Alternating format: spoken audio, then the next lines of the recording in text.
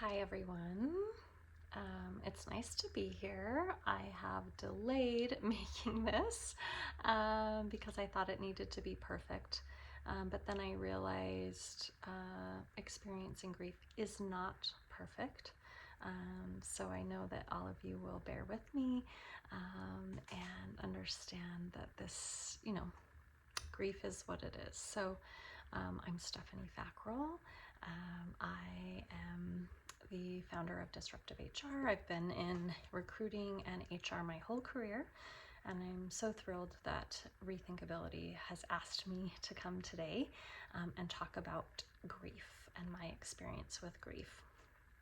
I would say that the last year has been the worst year of my life. And that's because I've been knee deep in experiencing grief. I think all of us have experienced grief at one point or another, through job loss, through relationship loss, and I think, that feels really terrible as you're going through it, but you're able to look back years later and reflect, have 2020 hindsight, and think, oh, maybe that was bad, but that wasn't so bad.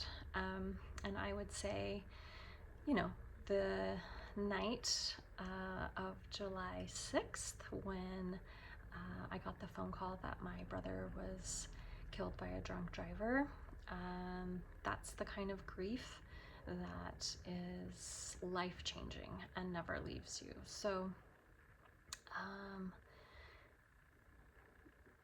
I thought I knew what grief was. I thought I knew what empathy was before this experience happened. And, it has turned my life upside down. It's been like a gut punch. I think I always say grief is a beast, and it truly is. I think in those early days after I found out about my brother, it was just all too much for me. I laid in bed. I didn't do anything. I just had to sit with the feelings that were going on. I was pretty much immobilized. I think that's where grief is a temporary disabling, right? You just don't know from minute to minute how you're going to feel. That was one of my mantras to help me get through, was just this minute, and I'm going to be all right. In the early days, I would ask my brother for courage. I would talk to him, just us, to the universe, to the ether. I knew he was out there. I needed his strength. I didn't think I would be able to go to his funeral. I needed to be medicated to do that. And I think there's no shame in asking for help or medication or whatever's going to get you through. It was, that first, I would say, couple weeks is a big blur. I was with family. I was surrounded by friends, my husband, a community, but I didn't want to be here. Not in a suicidal way, but in a, what does all this matter? What does this mean? Will I be able to go on? My future always involved my brother being in it. And what does the future look like now that he won't be in it? So I had to think about all those feelings. I turned to music and nature, reading poetry, resting. I'm not big on rest, so to be able to sit and just rest, to lay down, to just stare at a wall, not do anything, those were really much needed and healing activities. Laying down really isn't an activity, but that did help me get through. I know that my family members and a lot of people will turn to religion in times of grief. But that just didn't work for me. There was no grand explanation why my brother is not here anymore. I don't think my dad said he's in a better place, and I'm like, fuck that. He is not in a better place. He should be here with us. And I'm in those early days, I'm an entrepreneur, so I had the luxury of taking a month off. I didn't look at social media. I didn't work on any projects. I didn't try to do any business development. I really just sat with my feelings to process that, because to get back into the hustle and bustle of every day, I know myself, and that wouldn't work for me. And I know that that is a luxury that I was able to give myself, to just be for 1 month. My siblings had to go back to work within a couple of days of the funeral, and their grief hit them way later. We're all still grappling with it, but I think I'm definitely in a better place because I was able to sit with it and think through it and just feel all my feelings.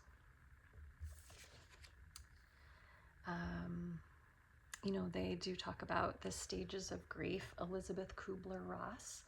There are 5 stages: denial, anger, bargaining, depression, and acceptance.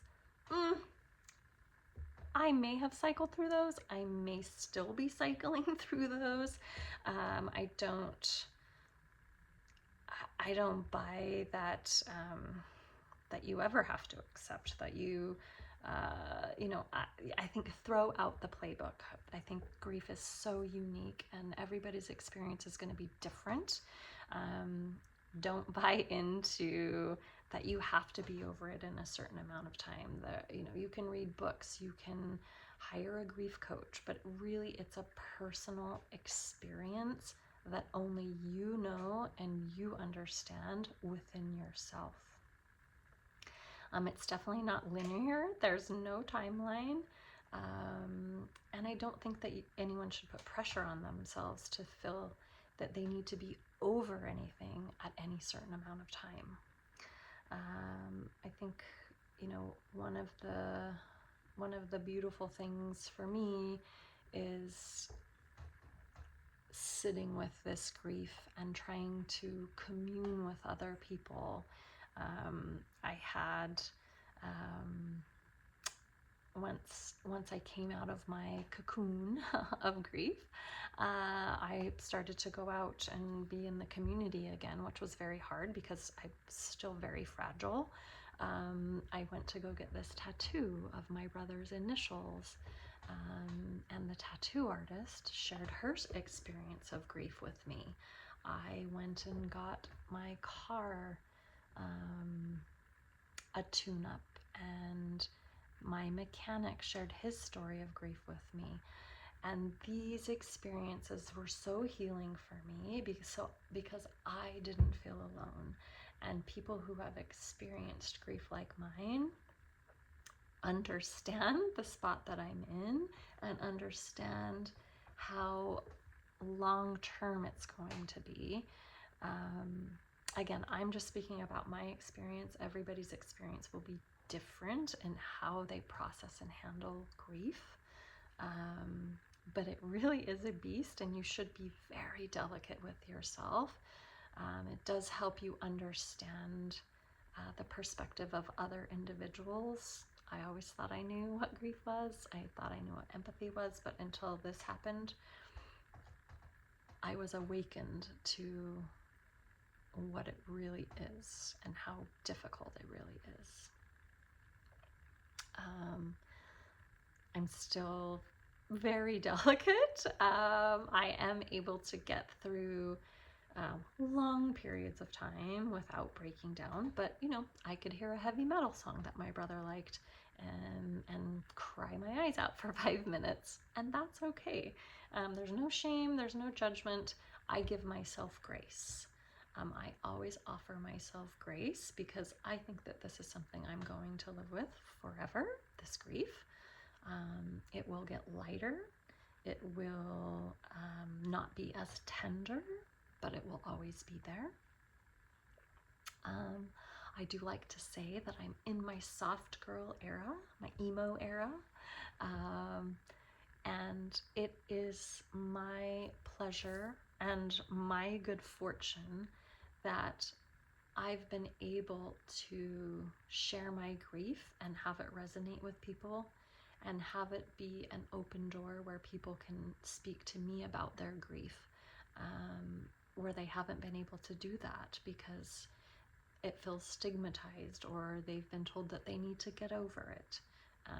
But I'm always going to talk about what I've been through. I'm always going to look to talk about my brother and my love for him. And I would give anything to have him here. But I'm so grateful for our time together. And I know that he's with me everywhere and will always be. I want to leave you with a quote from, I read the Molly Jong Fast book, and she says there's just no way you can get around grief. If you don't deal with it immediately, you're going to be dealing with it 10, 15, 20 years from now. So if you have the opportunity and the luxury of time,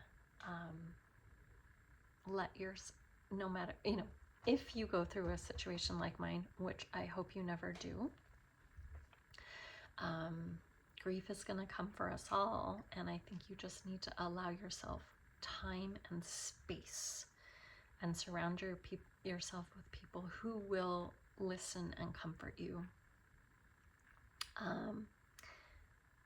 I know that a lot of companies aren't offering bereavement for more than 3 to 5 days, which is just inhumane.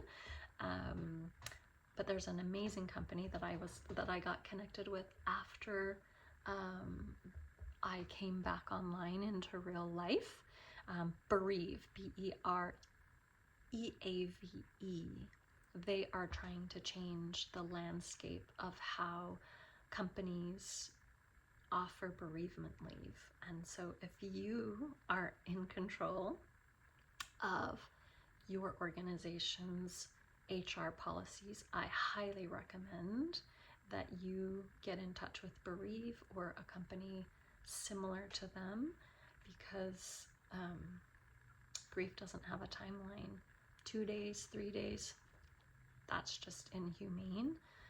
It's going to come in dribs and drabs. You could be fine for a week, and then you could not be fine for you could not be fine for a week.